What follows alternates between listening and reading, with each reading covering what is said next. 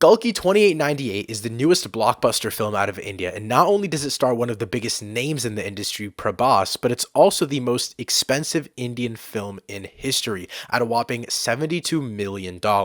Sadly, this film doesn't do much outside of being big and epic, but it does check the entertainment box. Before we get into more of my thoughts on Kalki 2898, over 98% of you guys who watch these videos aren't subscribers. If you do enjoy this video and you want to see more reviews, make sure to click that button. But without wasting any more time, let's get right into it. Kalki 2898 AD is set just then in the only city known to exist, ruled by a god king from the hovering complex. Starting in the year of 3102 BC all the way to 2898 AD, we're exploring the journey of Kalki, the final avatar of Vishnu. Now, yes, like the synopsis, the lore is very, very dense, and I'll get into more details later, but I want to start off with Prahbas because he easily is the one carrying this film on his back, and he's great. I mean, overall, the cast is stacked, but he is the star, and for a reason.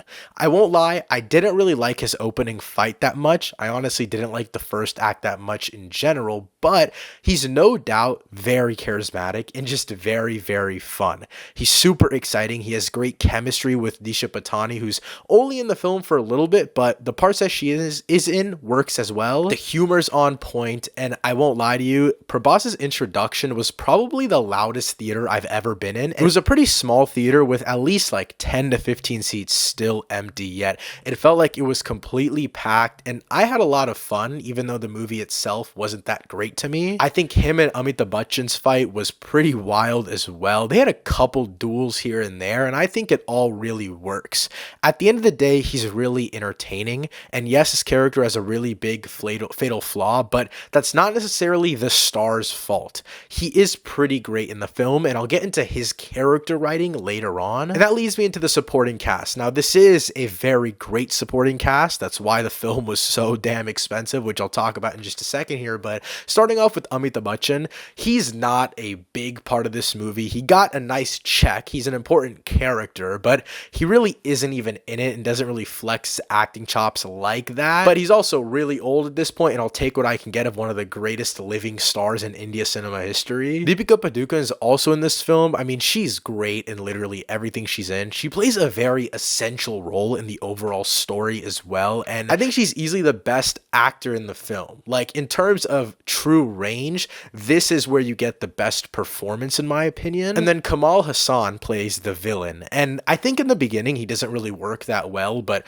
by the final act he has so much aura, it's unbelievable. And as I mentioned before, Disha Patani's also in this movie. She's basically not even an actress anymore, she's just an Instagram model, but for her role in the movie, she's completely fine. At the end of the day, as long as her and Prahbas had chemistry, it worked, and that's exactly what happened, so you can't really complain. And off of this superstar cast, we have to talk about the budget, because that's why Kalki made so many headlines, because this is the most expensive Indian film ever. 2.0 held the title most recently at 68 million. RRR came out a few years ago at 65.8 million, but Kalki reportedly cost $72 million USD, but it doesn't really feel like that at all. Obviously, this is a massive sci-fi epic with loads of CGI, but another reason for the massive budget was because this film was made for overseas audience. This isn't just me saying it, this is the creators and actors in the film's words. And obviously, the massive star cast also increased the film's budget. It was also reportedly shot in a bunch of different sporadic legs, and that's definitely seen in this film. You can definitely tell because this movie is so grand, yet it feels completely hollow. There is so much thrown at the wall with this film, and I want to talk about the specific sci-fi and religious elements later, because other than the flashy and big scale elements of like, this guy is supposed to represent Bhagwan, guys, there isn't much more. A lot of this is rooted in just straight up character problems, because I don't have an issue with this movie feeling like other franchises. This movie feels like, okay, we can create these really different wastelands and hierarchy worlds, and I like that. It's fun, it's entertaining, but it loses itself in building this world and it lets us not even care for it because there is no character arc. The characters are inherently interesting. Deepika's character is the most interesting to me, but everyone else got so lost in the sauce that nothing felt like it was ever being capped off, and then at the end we cut to the Kalki cinematic universe, and so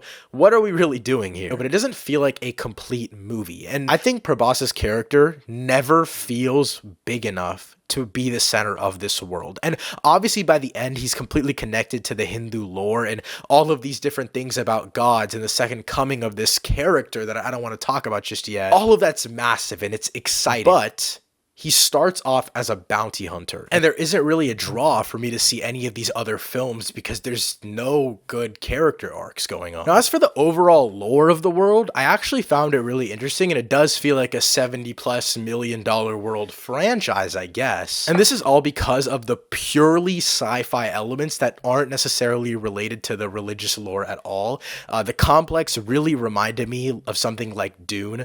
The deserted wastelands reminded me of something from Mad Max, and the main villain, the commander, Manas, he reminded me a little of Darth Vader in a sense. And I'm going to talk more about this on the visual side of things, but Deepika's character in that part of the complex, it really was eerie. It was easily my favorite part of the film because it was mostly all practical. The story really ramped up. There was real stakes, and it felt similar to the eeriness of the Bene Gesserit in Dune. Obviously, it's not a one-for-one. There are interesting comparisons once you watch the movie, but I'm not saying they're copying it one-for-one, but the vibes felt the same, and in a really good way. And I'm not mad at the religious lore that they threw our way because it was fine. And as I mentioned earlier in the synopsis, the overall visualization of the Hinduism and how they connect it to this whole sci-fi element is really interesting, and it really, really worked for me. But I also think sci-fi isn't really ever explored in Bollywood, and I was kind of pissed off that it instantly connected itself to grand Hindu lore, but no doubt it was fun. I want to kind of go away from the story now because I don't want to give away too much. I think overall the story does work.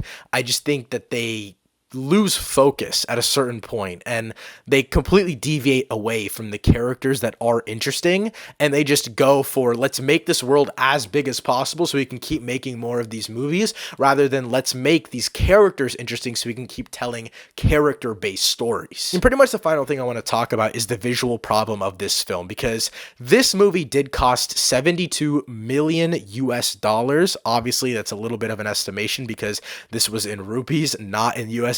But guys, if you look at other movies that costed around this mark and you tell me that this is the most expensive Indian film ever made, I wouldn't believe you. They do take some risks that not a lot of other movies can take. There's a fully CGI character, which is the de-aged version of Amitabh Bachchan's character, which is definitely a choice. I mean, I feel like they could have just casted a different person for that, but they make choices like that where it's kind of just off-putting. There was no need to do that, and it just adds to the visual flaws of the film. The cinematography itself is nothing special. The visuals overall are very hit or miss. Some of the sets are actually pretty damn great. There's this stone world that's fully explored near the end of the film in the final act, and that looks amazing. And then obviously inside of the complex, there's a bunch of different areas, but the one where Deepika Padukone has all of her scenes, that part is absolutely amazing. I'll also say the final act looks pretty much perfect aside from a handful of shots that look absolutely egregious, but the good looks amazing. I mean, overall, Kalki 2898 does get better over time, but it ends just as hollow as it starts. Yes, there's a deeper connection to the Hindu lore, and it's really well mixed in with a bunch of sci-fi elements, but